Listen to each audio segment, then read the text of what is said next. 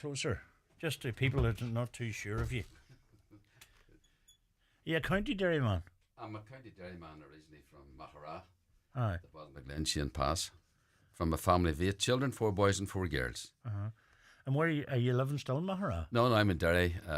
This 22 years now. Oh, right. Yes, Okay. I finished my career with Guinness after 30 years, and I just decided to stay. What were you doing with Guinness? I was the head of Guinness Northwest for the last 8 years, of my 30 years. Oh. So I was, and then I joined another company with my previous boss from Guinness, a guy called Harry Morrison, deceased, God bless him. And he was in charge of Irish Distillers catering, mace stores and that, about 200 stores. So I joined him. I wanted to take 6 months out, and Harry rang me and he says, I want to see you. He was a Waterford man. He says, Jan, I want to see you. He says, I want to have a chat. And I knew what the chat was going to be about. So instead of taking 6 months off, I had 2 weeks off, and I started with Harry on the same wages that I was on Guinness, which was a good wage at that time.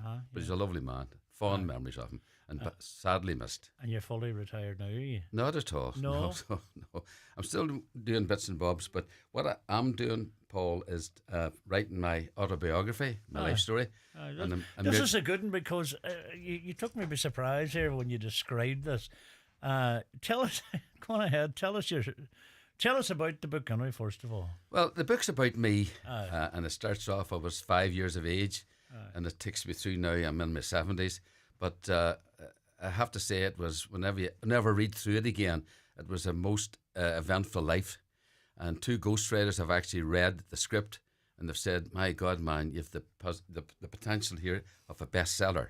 Wow. And you're talking about 150,000 copies, so I'm hoping that will happen, you know. So if it does, it can retire well and truly then, you know. This exciting life, John, give us a wee insight into it. What made your life so exciting?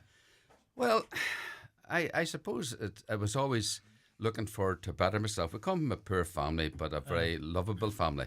Our mother was a dote, and I started off, would you believe, on the roads. I left school, I couldn't get the right job, and I got to the stage where I said, this country's for nothing.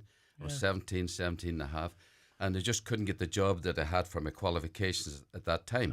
So I said, I'll go to America and join the Marines. So I filled in the forms for the Marines, and at that time, the Vietnam War was going full ding. Oh, gee. So Mommy says, I'll still sign the form, son, because you're not 18, but you really want to go, but I would ask you to think about it because you will be drafted to go to Vietnam. So one day I met this big 6'4", he was the captain in the Marines, and he was at Mass this Sunday, and Mommy says, when you go and have a wee chat with him? And I says, that sounds good. So I went and had a chat with him. A long story cut short, he said, John, the Marines will make a man out of you, but he says, you will be drafted to Vietnam. I'm just back from my 3rd tour, he says, and I don't have to go back again. And thank God I'm all in one piece. But we're losing a lot of men, he says. A lot of men. It's a vicious, vicious war. So that made my mind up. I said, well, I was fed up in Northern Ireland. I couldn't get the job. There's no point in going to a foreign country, sign up to a foreign army and be drafted to a war zone. Just didn't make sense. No. So I said no. Good So that job. was that part taken. So then I went on from that. I worked as a sub-postmaster in a wee village called Knocklochram, which is 3 miles outside of Mahara. I know it. And from that, I met this lovely, well-dressed gentleman who was with Guinness. And he said to me, did you ever fancy becoming a rep? I says, I would jump at the chance.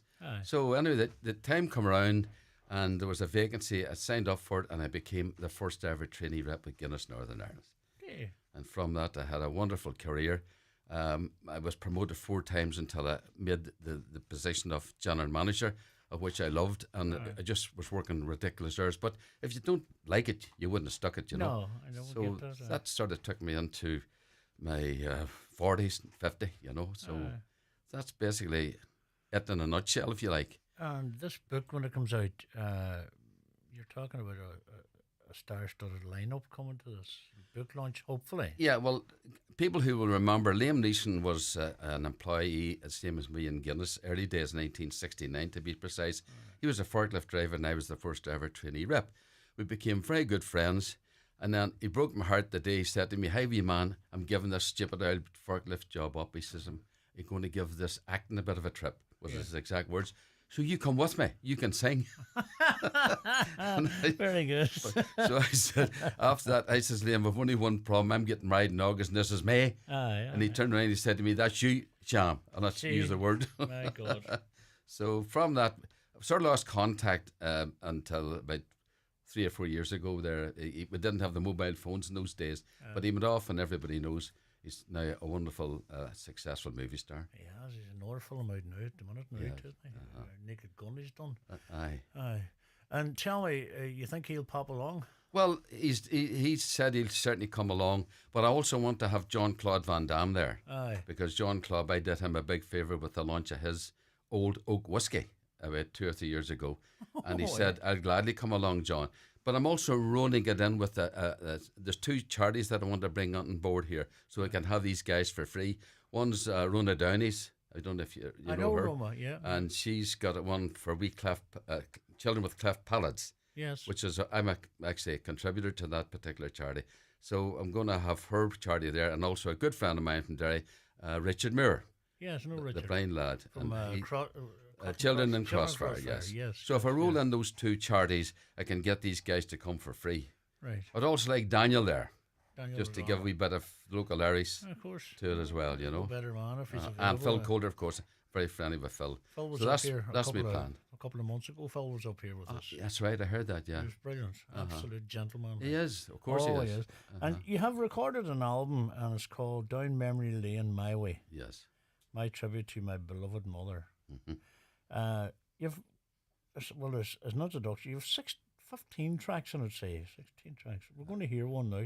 This is John. When did you record this, John? Just about 3 months ago. Is that right? Yes. Right, we're going to have a listen.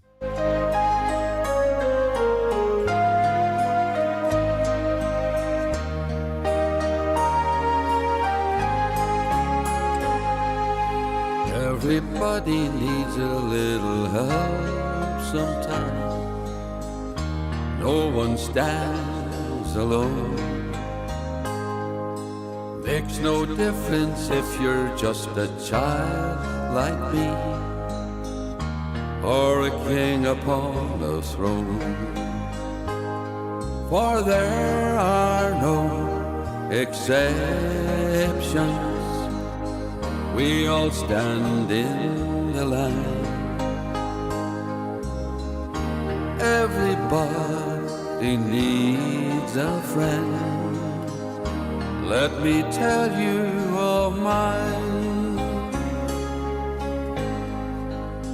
He's my forever friend. I leave me never friend. From darkest nights to rainbow's edge, he's my forever friend.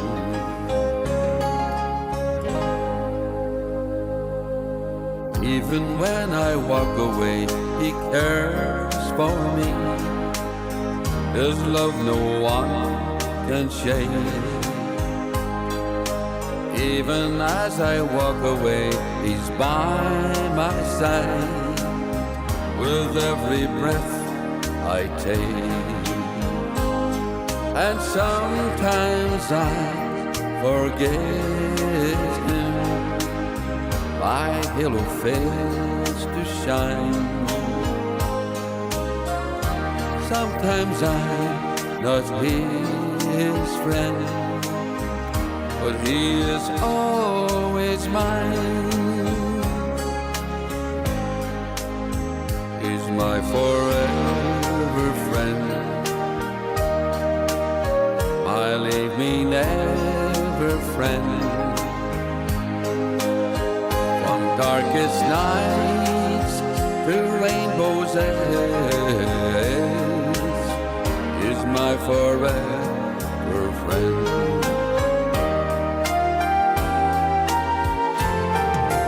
If you still don't know the one I'm talking of, I think it's time you knew. Long ago and far away upon a cross, my friend died for you.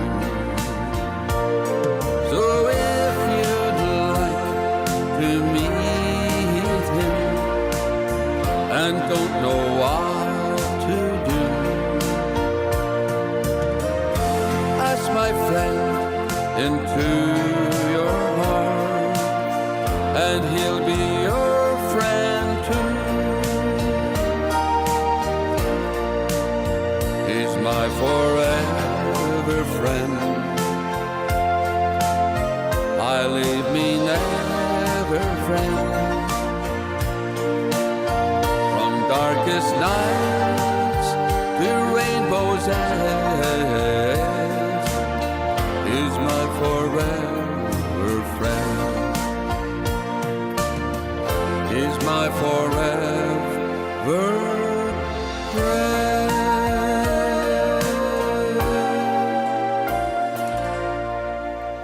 Yes, that's John O'Connor, and we track from John. Hang on a wee second.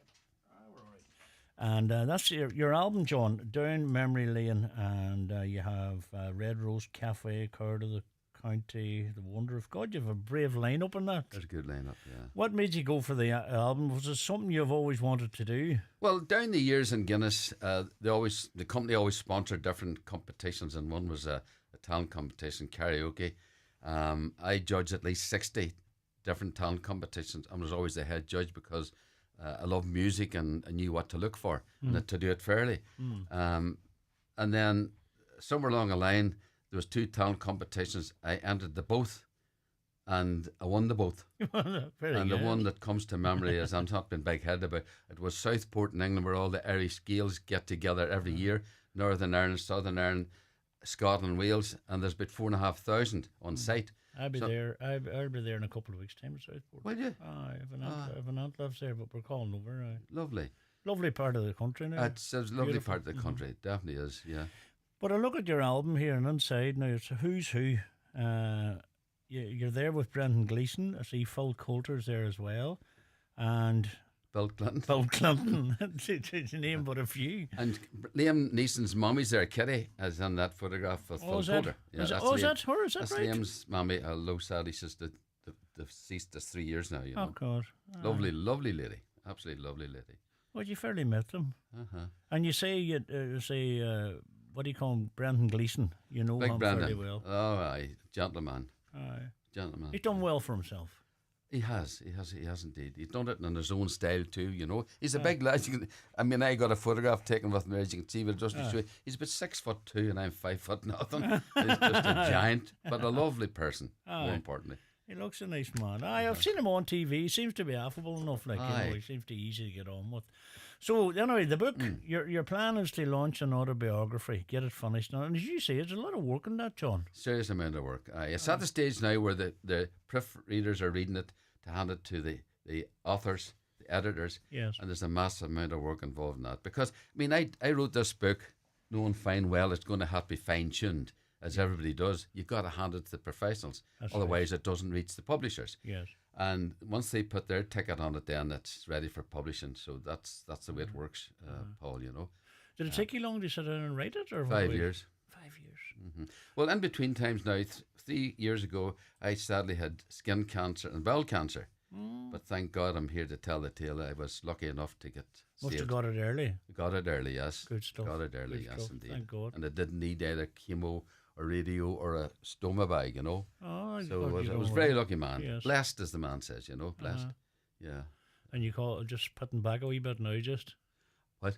You're contributing back again now to charities and stuff. Oh God, yes. I mean, this book I was going to have to identify it with some charity, but Roma Downey's is the one that comes closer to my mind because I'm a contributor to wee children with cleft palates.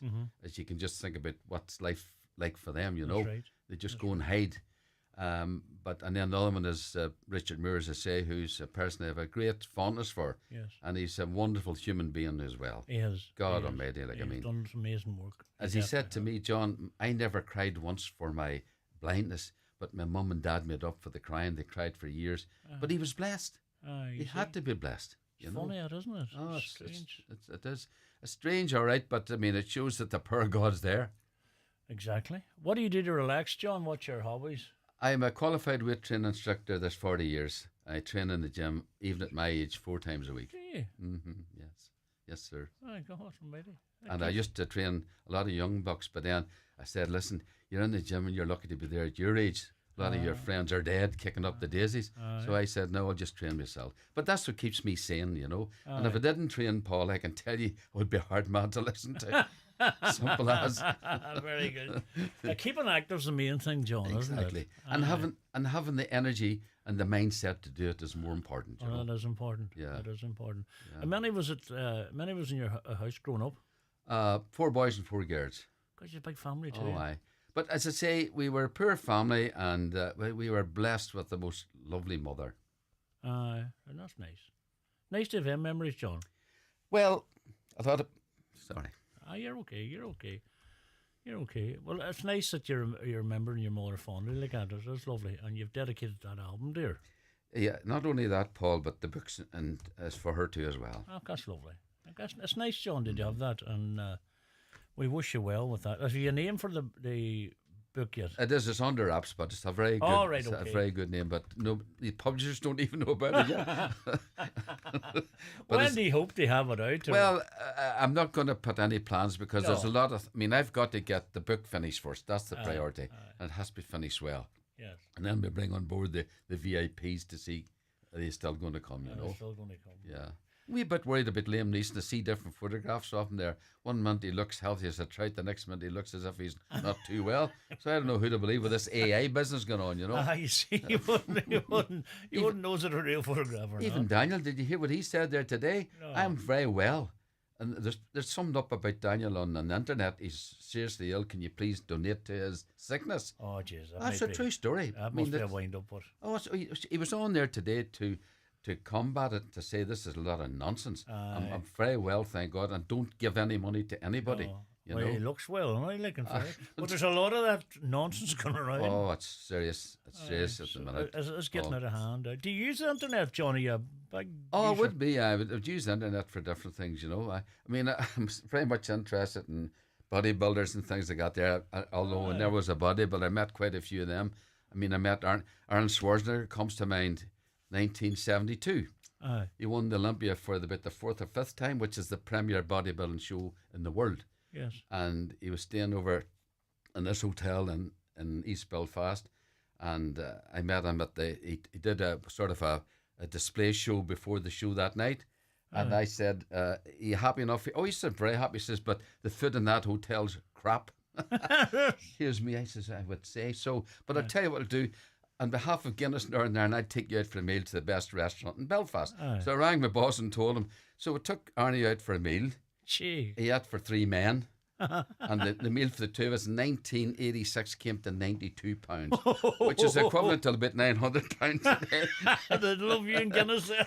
So Arnie and I became good friends. He took me into the gym and he trained me more things about weight training than I ever knew before in my life. That's amazing. Aye. So God, you've some stories, see. oh, that's you have to include them. Would you include them in the book? Are they? Oh, they're right. Arnie's got 4 pages. So he has. Right? Oh God, And he wasn't an actor then, like he was more a bodybuilder. Oh, complete bodybuilder. He was the king of kings in bodybuilding, you know. Aye. And then he his first show was Conan the Barbarian. Yes, right. And he went on from that, you know. And it just exploded for him then, just took off. But I found him to be a really down to earth guy, you know, in those days. And like bodybuilding in 1986, who knew about bodybuilding in the whole of Northern Ireland? Very few, only those that were interested in it. But now the world knows who Arnold Schwarzenegger is. You know? They do. Oh, they know who John O'Connor is before long, I'll tell you. Well, but come here. I just want to thank you for coming up. I'm going to get this put on the system, so it'll be here for people to request. Thank you. And I'll leave that for Joe. But you're if I have to say now, I've enjoyed your company. You're a good crack. Likewise, and thank you very much for coming up. But would you keep in touch with us and let us know what's happening with the certainly book? will. Of course I will. Thank you. And we might even pop along, you know. But keep the name, as you say, keep the name under wraps until then. But if people want to get the album, John, where can they get it? Well, it's on the internet at the minute under johnoconnormusic.co.uk. Okay. And there's, as I say, there's a wee introduction to start, and then there's 15 songs in total. Aye. John, thanks very much. We're going to take this wee track here, John, and the best of luck to you.